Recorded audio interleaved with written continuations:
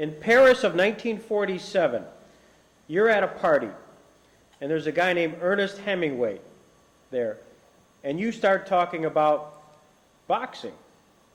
What happened there? Well, but it was like the first time I met Hemingway. It was in Key West. Okay. I did know. I did meet him at the Scribe Hotel in Paris during the war. Just saying hello. But my trouble with him was in Key West. A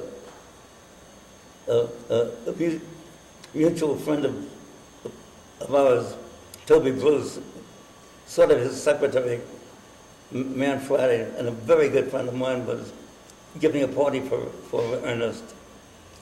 And I was out in a little patio having a drink there.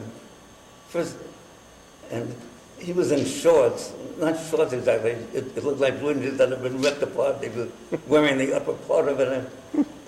And he came staggering toward me and he sort of poked me. It was not very nice. He said, "You're Schulberg?" And I said, "Yeah, yes." And he said, "You're the book writer?" And I didn't like it. I said, "Yeah, I've written a few books." And the next thing he said was, "Well, what the hell do you know about boxing, for Christ's sweet sake?" And he ran me down a list of famous fighters, one after another, famous middleweights. And at the beginning, I answered them as quietly as I could. Yes, he great middleweight from Philadelphia, this thing. And each time I answered one, he would poke me, not exactly punch me, but shoved me very hard in the shoulder, and I'd have to take a step back. And after about 5 of these names thrown at me, he said, "Pinky Mitchell." That's what he'd do. He'd just name a name, Pinky Mitchell, and he shoved me. And I took a deep breath and I said, "Well, Pinky Mitchell was, junior middleweight champion of the world, and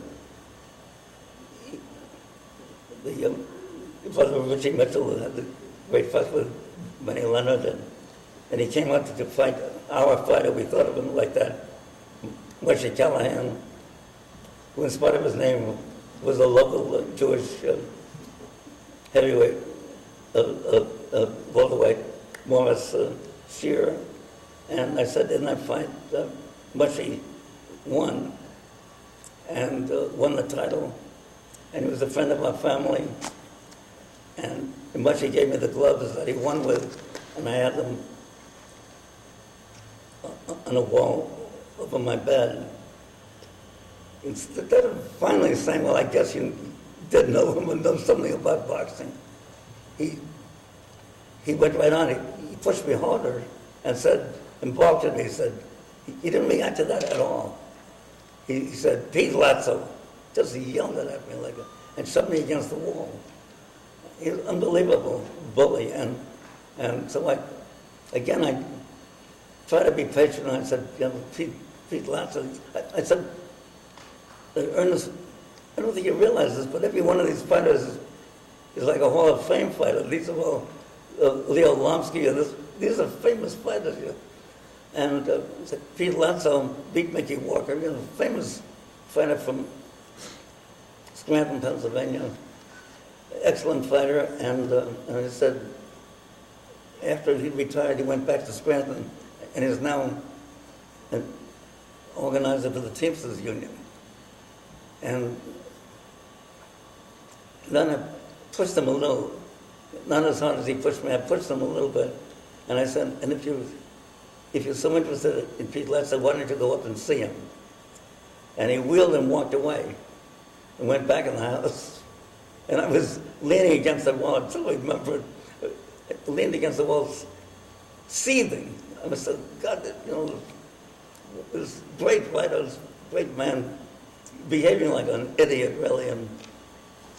And Toby was Toby.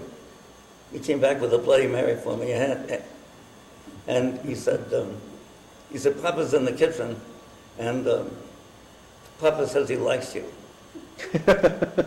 And I said, Toby, you go back and tell Papa that I admire him very much, but from now on, I plan to admire him from as far away as I can get.